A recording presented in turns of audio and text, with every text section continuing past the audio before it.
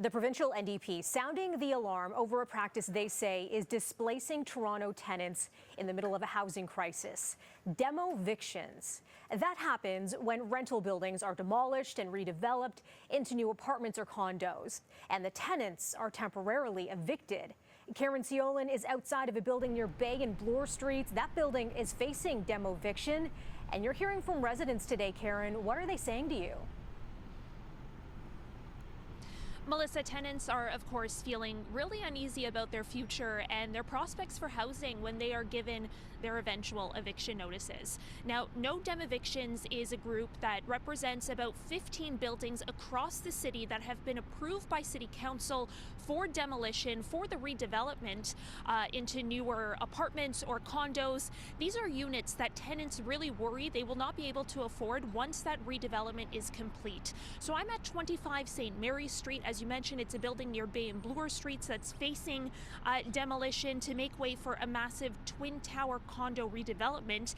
It will, of course, temporarily take dozens of affordable apartments off the market, and that has organizer Megan Key with No Demovictions sounding the alarm over the practice that she says will displace tenants in the middle of a housing crisis and at a time when many are struggling to find an affordable place to live. Have a listen to what she has to say about what it's like to live with that uncertainty. Get a notice that the building you've lived in for some people for 10 to 50 years is being demolished is heartbreaking, and it's very stressful, emotional, and traumatic for a lot of tenants, especially for tenants who know that they can't afford to live anywhere else. Yeah, what do they do next? The NDP is also trying to draw attention, Karen, to this issue. What did the party announce?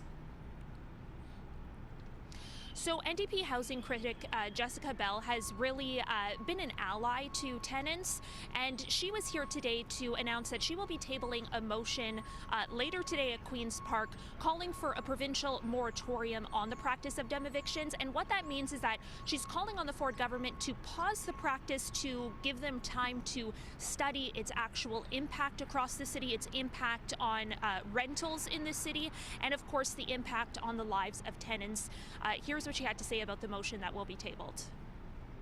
We're calling on the Conservative government to put a moratorium on demolishing big purpose-built rentals like this and replacing them with luxury condos, because this is where people live in our city. These are the affordable rentals in our city, and we need to keep them.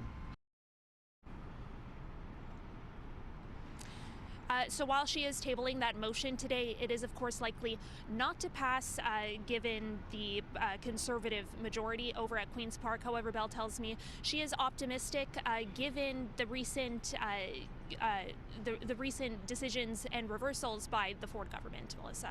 Karen, I'm curious to know more about what role the city plays in all of this.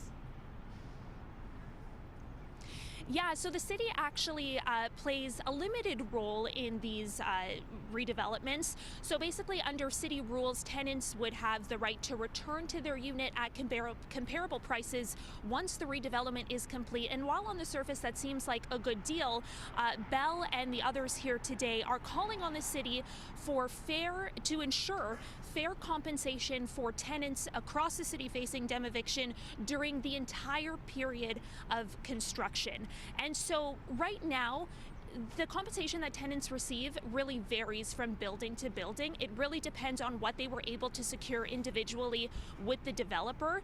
And so for tenants here at St. Mary's Street, they tell me that they have only secured compensation that will cover 50% of what they'll actually have to pay once they are displaced into this rental crisis. Wow, you can understand why they're concerned about what's to come. Karen Ciolin with the latest on our housing crisis, the issue of demovictions. We appreciate that, Karen. Thank you.